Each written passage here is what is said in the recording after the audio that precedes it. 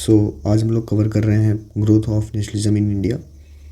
तो सबसे पहले देखते हैं नेशनलिज्म का मतलब क्या होता है। तो ये फीलिंग ऑफ वननेस होता है जब भी हम लोग कोई कॉमन बाउंड्री शेयर करते हैं या कॉमन लैंग्वेज शेयर करते हैं या कॉमन कल्चर शेयर करते हैं, तो उससे एक फीलिंग ऑफ वननेस आती है, एक एकता की भावना आती है, वही है नेशनलिज्म।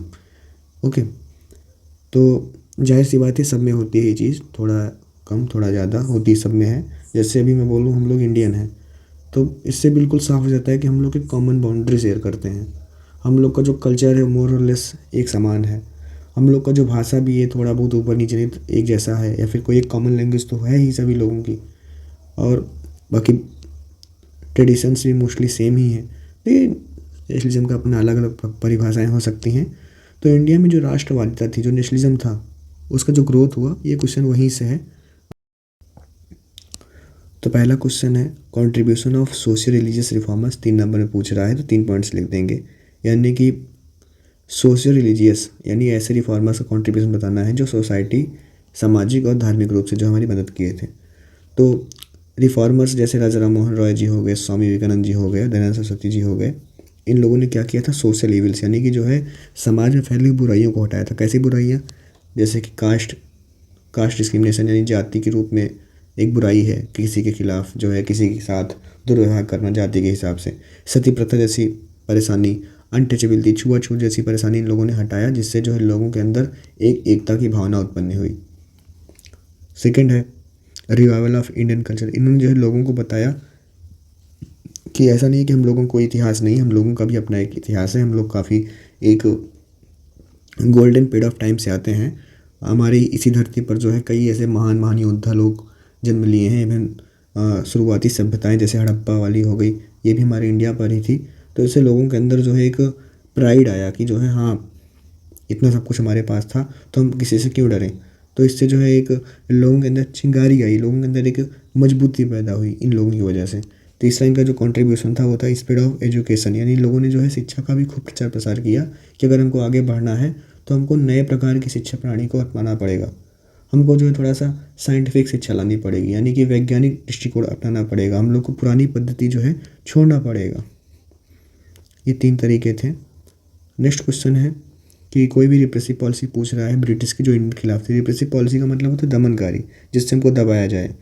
तो इसमें जो है एक रेशियल डिस्क्रिमिनेशन ये लोग किया करते थे, यानी कि हम लोग के साथ नस्लवाद थोड़ा सा इन लोग का था कि हम लोग क्योंकि इंडियंस थे तो हमारे साथ थोड़ा दुर्व्यवहार किया करते थे। तो ऐसे में इसका सबसे अच्छा एग्जांपल यही कि अवॉइडेबल कंट्रोवर्सी। इसमें क्या हुआ था कि शुरुआत में तो ये हुआ कि इंडियन जजेस जो हैं ब्रिटिश के किसी कैदी को सज़ा सुना सकते हैं, लेकिन बाद में इसको पलट दिया गया और बोला गया कि नहीं, कोई भी भारतीय जज किसी भी ब्रिटिश आदमी जो कोई क्राइम किया है उसको सज़ा नहीं सुना सकता है। तो इससे जो है भारतीयों के अंदर एक भावना उत्पन्न हुई कि क्या इसका मतलब भारतीय जज इतने छोटे हैं कि वो किसी ब्रिटिश कैदी को सज़ा भी नहीं सुना सकते हैं। दूसरा बेटा इसका एग्जांपल है कुछ जैसे कि कानून थे, जैसे वर्नाकुलर प्रेस एक्ट था। अब इसमें क्या था कि वर्नाकुलर का मतलब होता है लोकल लैंग्वेज। तो इसमें यह था कि अगर कोई भी आदमी जो लोकल लैंग्वेज में अखबार छापना चाह रहा है उसको सबसे पहले जो है सरकार की परमिशन लेनी पड़ेगी कि देखो हम ये छाप रहे हैं, हम आपके खिलाफ कुछ नहीं छाप रहे हैं। तो इससे यानी कि उन लोगों ने हमारे freedom of speech and expression को जो है दबाया। रॉलेट एक्ट आया था 1919। अब दोनों वर्नाकुलर प्रेस एक्ट और रॉलेट एक्ट दोनों के लिए अलग पॉइंट बना सकते हैं, कोई दिक्कत नहीं होगी, ठीक है। उसके अलावा डिवाइड एंड रूल पॉलिसी इनका था ही, बांटो और राज करो, फूट डालो और राज करो। ये इसका एग्जांपल सबसे बढ़िया यही है कि पार्टीशन ऑफ बंगाल 1905 में इसको किस लाइन पे किया गया था, किस बेसिस पे इस पार्टीशन किया गया था बंगाल का, रिलीजियस लाइन पे किया गया था, ताकि जो है इंडिया यूनाइट ना हो पाए, इंडिया हिंदू मुस्लिम में लड़ाई में बिजी रहे और हम लोग अपना आराम से शासन करें। इकोनॉमिक एक्सप्लॉयटेशन 3 नंबर पूछ रहा है, नहीं कि हमारे देश से वो लोग पैसा जो है कैसे लेके गए, या फिर जो है हमारे देश को वो लोग आर्थिक रूप से कैसे कमज़ोर किए। तो पहला है ट्रेन ऑफ वेल्थ। ये लोग धीरे धीरे हमारे देश से जो है बाहर पैसा ले जाते रहे और इसको कहाँ से लोग पैसा पाते थे, ये लोग हमारे देश से टैक्स वसूलते थे, ज़मीनों से कर वसूलते थे, ठीक है। उसके अलावा यहाँ से कई सारे लोग सामान लेके जाया करते थे, कच्चा सामान जैसे कि कॉटन वगैरह काफ़ी सस्ते रेट पे ले जाया करते थे। ये सभी पैसा कहाँ गया, बाहर गया। इससे हमारा देश आर्थिक रूप से कमज़ोर होता चला गया। दूसरा है डिस्ट्रक्शन ऑफ इंडस्ट्रीज़। पहले इंडिया में छोटे मोटे कारखाने थे, उसमें काफ़ी सारे कारीगर लोग हुआ करते थे, वो लोग अपना छोटा मोटा काम किया करते थे हाथ से। लेकिन क्योंकि इंडस्ट्रियल रेवोल्यूशन इंग्लैंड में पहले आया तो उन लोगों के पास बड़ी बड़ी मशीनें लग गई। अब जब बड़ी बड़ी मशीनों में कोई सामान बनता है तो वो सामान बहुत जाहिर सी बात है कि सस्ता होता है। जब वो सस्ते सामान अपने इंडिया में आए तो इंडियंस उस सब सामान खरीदने लगे, क्योंकि इंडियंस के पास भी पैसा नहीं था। उनको भारतीयों द्वारा बनाए हुए हाथों वाले जो कपड़े वगैरह थे वो काफ़ी महंगे पड़ते थे, तो वो लोग जो है उनका सामान खरीदने लगे। अब उनसे सामान खरीदेंगे तो पैसा कहाँ जाएगा, उन्हीं की तो देश जाएगा। वाइड स्प्रेड पॉवर्टी, अब गरीबी काफ़ी ज़्यादा फैल गई थी, क्योंकि इवन यहाँ के जो किसान वगैरह थे उनको टॉर्चर किया जाता था कि आप सिर्फ वही उगाएंगे जो हम आपको बोलेंगे, और आपसे हम जो है उतने ही रुपए में चीज़ों को खरीदेंगे जितना रुपए हम आपको देना चाहेंगे। तो ऐसे जो है गरीबी भी फैलती चली गई। 15 का पेपर है प्रमोशन ऑफ सोशल इक्वलिटी। अब कंट्रीब्यूशन पूछ रहा है ज्योतिबा फूले का in preparing ground for the national movement. तो उनका जो पहला था प्रमोशन ऑफ सोशल इक्वलिटी था। इन्होंने जो है काफ़ी ज़्यादा सामाजिक बराबरता को जो है प्रमोट किया। खासकर जो मार्जिनलाइज कम्युनिटी थी, ऐसी यानी कि जो लोग काफ़ी ज़्यादा दबे उछले हुए थे, जो लोग काफ़ी नीचे स्तर में आते हैं कास्ट सिस्टम के हिसाब से, तो उन लोगों के लिए ये लोग है थोड़ा सा इफ़ेक्ट किए, थोड़ा सा उनको जो है एफर्ट मारे कि ये लोग जो है थोड़ा पढ़ लिख जाएँ और इनको कोई दबाए ना। उसके अलावा फोकस ऑन एजुकेशन, जाहिर सी बात है इनका जब भी नाम आता है तो एजुकेशन से रिलेटेड रहता है। तो इनका मानना था कि अगर किसी को भी आपको एम्पावर करना है, अगर आपको किसी को भी जो है ताकतवर बनाना है तो उसको जो है स्कूल में दाखिला करा दो, यानी उसको शिक्षा दे दो। तो इवन ये लोगों ने जो है स्कूल इस्टेब्लिश किया, किसके लिए, गर्ल्स के लिए और लोअर कास्ट चिल्ड्रंस के लिए। 17 का पेपर है repressive colonial policy of Lord Lytton. तो इनका दो ऐसी कोई पॉलिसीज जो काफ़ी ज़्यादा दमनकारी थी। तो पहला है द वर्नाकुलर प्रेस एक्ट 1878। इसमें क्या था कि जो इंडियन प्रेस थी, यानी कि जो इंडिया के जो न्यूज़ पेपर छापने वाली जो एजेंसीज थी, जो कंपनी थी, उनको जो है सबसे पहले गवर्नमेंट से परमिशन लेना पड़ेगा कि हम आपके मतलब उनको दिखाना पड़ेगा हम क्या छाप रहे हैं, उनके खिलाफ आप नहीं छाप सकते हो कुछ भी चीज़। और ख़ासकर ये नियम लगता था लोकल लैंग्वेज के लिए, वर्नाकुलर लैंग्वेज के लिए। आर्म्स एक्ट उसी साल आया था 1878। इसमें क्या था कि जो इंडियंस थे वो किसी भी हथियार को जो है बिना लाइसेंस के कैरी नहीं कर सकते हैं। लेकिन अगर आप यूरोपियन हो तो आपको कोई दिक्कत नहीं, आप हथियार लेके चल सकते हो खुले में, लेकिन आपको लाइसेंस की भी आवश्यकता नहीं है। तो ये भी दिखाता है कि कैसे भारतीयों के साथ एक दोहरा रवैया अपनाया जा रहा था, किसके द्वारा, लॉर्ड लिटन के द्वारा। Two main association that were the precursors of the Indian National Congress, यानी कि इंडियन नेशनल कांग्रेस के पहले के दो कोई मेन एसोसिएशन जो बने हों। इंडियन नेशनल कांग्रेस 1885 में बना था, तो 1885 के पहले की कोई दो पार्टियां, तो अपना है द इंडियन एसोसिएशन 1876, ठीक है। और इसको बनाया था सुरेंद्र नाथ बनर्जी जी ने। और इसके पहले एक पार्टी बनी थी east India association, east India company नहीं, ईस्ट इंडिया एसोसिएशन। ये इस पार्टी से 10 साल पहले बनी थी 1866 में। किसने बनाया था, दादा भाई नौरोजी जी ने बनाया था, ठीक है। कहाँ पर बनाया था, लंदन में। काहे लिए बनाया था कि लंदन के लोगों को, ब्रिटिश लोगों को इंडिया की जो प्रॉब्लम्स हैं उसको जो है उनसे अवगत कराया जाए, उनको जो है बताया जाए कि इंडिया में आपके लोग क्या कर रहे हैं हमारे लोगों के साथ, इंडियंस के साथ। The influence of western education, western education मतलब कि जो शिक्षा कहाँ से आती है, वेस्ट, भारत के वेस्ट से आती है, यूरोप से जो शिक्षाएँ आती हैं, जैसे वहाँ शिक्षा दी जाती है वैसे यहाँ। तो western education had a profound impact, यानी कि हमारे ऊपर कैसा इसका इम्पैक्ट था, कैसा इन्फ्लुएंस था। तो पहला था introduction of modern political ideas. तो जब हम लोगों ने सब शिक्षा जब पढ़ी तो हमको समझ में आया कि अच्छा, लिबर्टी जैसा भी कुछ होता है, लिबर्टी जैसा भी कुछ होता है, मतलब फ्रीडम जैसा भी कुछ होता है, आज़ादी, इक्वलिटी भी कुछ ऐसी चीज़ें होती हैं, डेमोक्रेसी भी कुछ चीज़ होती है। तो इससे कहीं ना कहीं जो है लोगों के अंदर आया कि अच्छा हमारे पास तो कुछ है ही नहीं, ना डेमोक्रेसी है ना लिबर्टी है, हम अपने फैसले भी खुद नहीं ले पाते हैं। तो लोगों के अंदर इंस्पायर हुए लोग कि हमको जो है जल्द से जल्द जो है कॉलोनियल एक्सप्लॉयटेशन, हमको जल्द से जल्द जो है ब्रिटिश को रोकना पड़ेगा, अपने ऊपर से राज हटवाना पड़ेगा। Formation of an educated middle class, अब इससे क्या हो कि भारत में जो है कुछ ऐसे लोग हो गए, कुछ ऐसे मिडिल क्लास के लोग हो गए जो पढ़े लिखे थे, जो कि अब लीडर बन सकते थे किसी नए फ्रीडम मूवमेंट के लिए। तीसरा है यूनिफाइड लैंग्वेज, और इस शिक्षा में सबसे अच्छा जो चीज़ हुआ वो इंग्लिश निकल के आई। देखो इंडिया में क्या है कि केरल में अलग भाषा है अपना, यूपी में अलग भाषा है, कर्नाटक में थोड़ा अलग भाषा है। तो ऐसे में वहाँ का लीडर यहाँ के लीडर से कैसे बात करेगा, कैसे अपने आइडियाज़ को शेयर करेगा।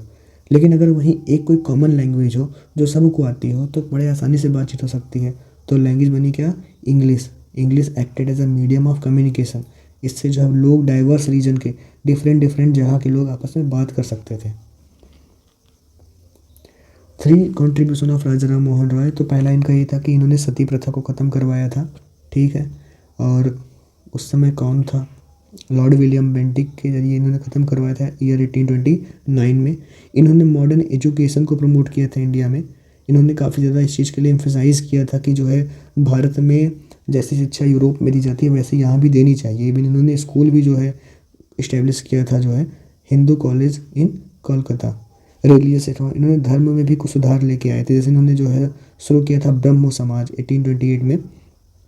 और इनका मानना था कि लोगों को मोनोथिज्म फॉलो करना चाहिए, यानी कि एक ईश्वर में आस्था रखनी चाहिए, ठीक है। ये अगेंस्ट थे किसके, आइडल वर्शिप यानी कि मूर्ति पूजा के पूरी तरह से खिलाफ थे। और कास्ट डिस्क्रिमिनेशन यानी जाती है जो एक वो होता है कि आप इस जाति के हो हम ऊपर जाति के हैं, भेदभाव जो होता है ये सब खत्म किया जाए। सुपरस्टिशन यानी कि जो कई सारी ऐसे रूढ़िवादी मान्यताएं हैं उन सबको भी जो है ख़त्म कर देना चाहिए, ऐसा इनका मानना था। और कहीं ना कहीं अपने काम में बहुत ज़्यादा सक्सेसफुल भी होते। तो इनके 3 कंट्रीब्यूशन आप ऐसे लिख सकते हो। नेक्स्ट है development of modern means of transport and communication. इससे जो है देश में एकता कैसे आई, नेशनलिज्म कैसे आया। तो जब भारत में जब रेलवे आया, कब आया, 1853 में आया था। तो इससे क्या हुआ कि देश के अलग अलग हिस्से आपस में कनेक्ट हो गए। तो अब जो लोग थे वो एक दूसरे से एक प्लेस से दूसरी प्लेस तक जा सकते थे। तो ऐसे में जो है एक सेंस ऑफ यूनिटी आई। अब लोगों को जो जगह 400-500 किलोमीटर दूर लगती थे उस चीज़ को वो अपने पास महसूस करने लगे, क्योंकि ट्रेन पे बैठेंगे वहाँ पहुँच जाएंगे आसानी से।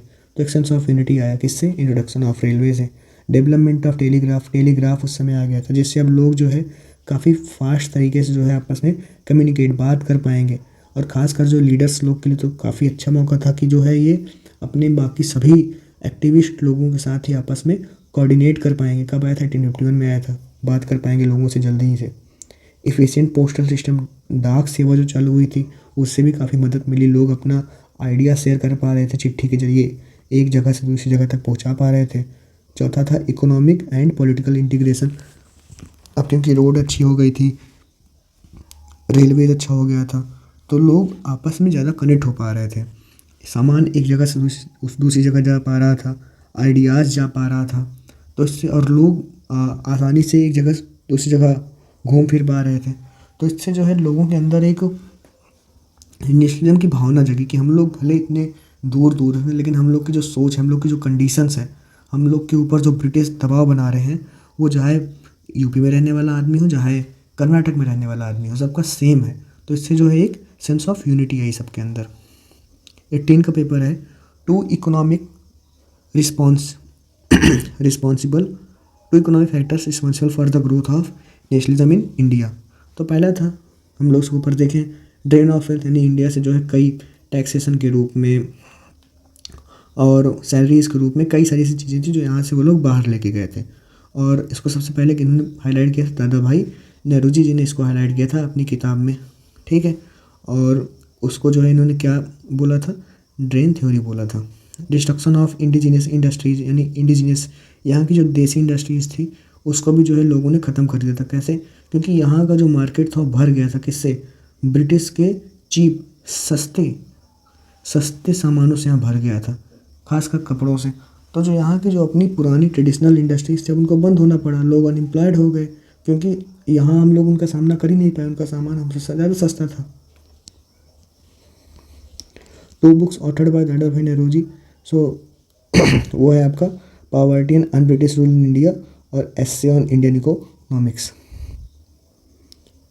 ऑर्गेनाइजेशन फाउंडेड, ज्योतिबा फुले ने बनाया था संशोधक समाज 1873 में। राजा राम मोहन रॉय जी ने बनाया था ब्रह्मो समाज 1828 में। 3 repressive colonial policies of the British, तो हम लोग उसको ऊपर देखे हैं। वर्नाकुलर प्रेस एक्ट था, partition of Bengal 1905, Rowlatt act था 1919 का, और 1878 का ही आर्म्स एक्ट भी आप इसमें ऐड कर सकते हैं। 3 ways the press played an important role in developing nationalism. तो spread of political awareness, newspaper जैसे द हिंदू हो गया, अमृत बाजार पत्रिका हो गया, इससे जो है लोगों को कहीं ना कहीं एक अवेयरनेस मिली कि ब्रिटिश हमारे साथ क्या कर रहे हैं और हमको क्या चाहिए। अब इसके बदले सेल्फ रूल चाहिए, यूनिटी एमंग इंडियंस। ठीक है, अब प्रेस के माध्यम से, न्यूज़पेपर के माध्यम से लोग जो है अपना आइडिया एक्सचेंज कर पा रहे थे एक दूसरे से। ठीक है, तो इससे जो है एक ही प्लेटफॉर्म बना आइडिया शेयर करने का, इससे जो है यूनिटी आई लोगों के अंदर। मोबिलाइजेशन ऑफ फॉर मूवमेंट्स, अब इससे क्या हुआ कि अब न्यूज़पेपर के ज़रिए लोग जो है अपना प्रोटेस्ट को जाहिर कर सकते थे, अपने कैंपेन को जो है दिखा सकते थे, कहाँ कैसी मीटिंग करनी है, दुनिया भर की चीज़ों को जो है वो न्यूज़पेपर के ज़रिए लोगों से बता सकते थे। 20 का पेपर है, कोई भी 2 कंट्रीब्यूशन आपको लिखना है by Bipin Chandra Pal in promoting nationalism. तो एडवोकेसी ऑफ स्वदेशी मूवमेंट, तो जो बिपिन चंद्र पाल थे ये जो है लोगों से अर्ज़ किए, इन्होंने लोगों से कहा कि आप जो है ब्रिटिश सामान को बायकॉट करिए और किस सामान को अपनाइए, स्वदेशी सामान को अपनाइए, अपने खुद के सामान को अपनाइए। इससे इन्होंने क्या दिखाया कि किसको चीज़ को प्रमोट कर रहे हैं, ये अपनी इंडिजिनस इंडस्ट्रीज़ को प्रमोट कर रहे हैं। ये प्रमोट कर रहे हैं कि हम लोग विदेशी सामान नहीं यूज करके अपना खुद का सामान यूज करेंगे। Promotion of nationalist ideals through speeches and writing, और उसके अलावा जो है ये काफ़ी अच्छे एक बोलने वाले ओरेटर भी थे, काफ़ी अच्छे राइटर भी थे। तो जैसे कि न्यूज़पेपर था न्यू इंडिया, वंदे मातरम, तो इसमें जो है ये अपना आइडिया वगैरह शेयर करते थे लोगों के साथ, और कहीं स्पीच वगैरह देते थे तो वहाँ भी काफ़ी अच्छे स्पीच देते थे। तो इससे लोगों के अंदर कैसी फीलिंग आती थी, सेल्फ रूल की फीलिंग आती थी, यूनिटी की फीलिंग आती थी। 22 का पेपर है, which of this statement is not associated with Jyotiba Phule. He establish school for girls, सही है। ही इस्टेब्लिश द सतक समाज, नहीं इन्होंने नहीं किया था। He was against the caste system. He established a Brahmo Samaj, ये इनसे एसोसिएटेड नहीं है।